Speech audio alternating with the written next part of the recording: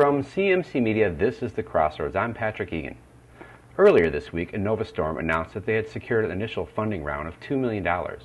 So today, we're talking with Derek Hutson, Chief Executive Officer of AnovaStorm. Welcome, Derek. It's good to talk with you again. Thank you, Patrick. Good to be here. So first, let me say congratulations on the funding. Sounds like Thank it's you. hard to do in this economy, but looks like it came out pretty good. Yeah, it is difficult to do. And I know that a number of early BuildForge employees are involved with AnovaStorm. So what's really the driving force behind starting this new company? Yeah, we do have the good fortune to have several former BuildForgers, as we like to say, involved in the company. And it's funny because when we were at BuildForge, we heard our customers ask us for an automated deployment type solution, and we saw consistently as we were out there and working with them on the development side to automate their build and release process that can we extend this same paradigm to the deployment space, particularly production deployments. And so we heard that, but obviously at BuildForge we were focused and very focused on automating build and release, but we continued to hear that, and then over the last year or so, we kind of look back and we combined that knowledge of the fact that we knew there was a pain there, and then you look at the maturity of agile deployment, and you look at the maturity of the cloud, and agile really being enabling a faster release process and more releases to be able to get through development. Combine that with the fact that the cloud has provided more instantaneous provisioning, and you don't have to wait on a server to be put on a raised floor somewhere to be able to throw up a new application. So you've got more releases, less expensive and more rapidly scalable computing power, and what you really have at that point is that the bottleneck as we see it is really moved to deployment. We can get releases out faster, we've got computing environments to put them in faster, but deployment is really the next place that needs automation. And so with that background of BuildForge and that knowledge and kind of that DNA, if you will, we looked at this about a year ago and said there's something to be done here, and we thought that we wanted to take the next step and really dig in and begin to look at and talk to customers about the pain, and then we decided we needed to do something about it. Great. Well, can you tell me a little bit about why AnovaStorm is really different from other web development solutions? That's a great question. Our biggest competition is in-house scripts. It's one of the first questions people always ask you: who are you going to compete with? And it's funny that BuildForge, our competitor, was the exact same thing. It was what in-house scripts existed, and we've seen a lot of the companies that have tried to do some level of automation around web deployments take that same approach. Lots and lots of scripting. Scripts are necessary. They can be very useful. They're no doubt they're required.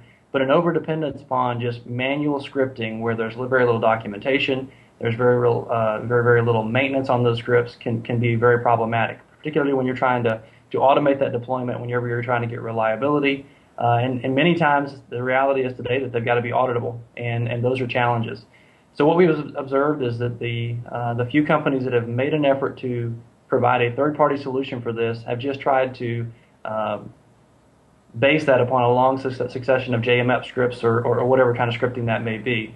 But it gives you an incomplete picture. If you don't have a script for a particular value that you've got to have to consider in that deployment is going to fail, or you're going to have a problem with that deployment, and it gives you an incomplete picture. At AnovaStorm, the approach that we took was to have a more holistic view of that environment. So taking a picture, if you will, from a server standpoint, combining that server picture and taking a holistic view there with the application server, and being able to have a means, and that's really what part of our technology is, that we think it makes us really unique, is having a means to take a holistic view of that environment, server, app server together, and then provide a ability to compare those two environments and then successfully do that deployment.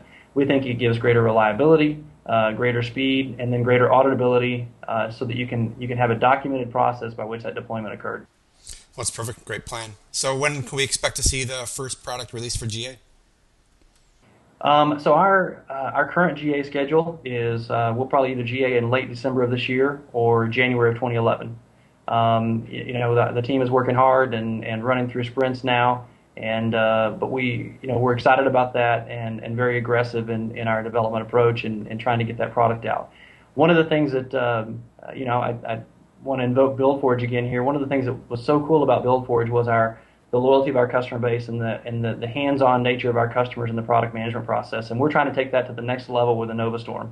One of the things that I think that the BuildForge team involved in AnovaStorm is most proud of is the loyalty of our customers and how they really felt like they were a part of that process. So taking that to the next level with AnovaStorm, we've designed a technical advisory community, if you will. And we're encouraging those people from your communities and others to be a part of that and help us guide the roadmap. Obviously, we're closing in on this first release and getting this initial release out there, but we want to encourage people to come to our website and sign up with Contact Us, and we've got a very informal process that we're using to try and build on that technical community we already have and get people participating in the product management process. So there's a level of ownership there, and people really have a product that meets their needs when they're able to use it. Well, it's great. I can't wait to see the product when it comes out and hear from some of your customers.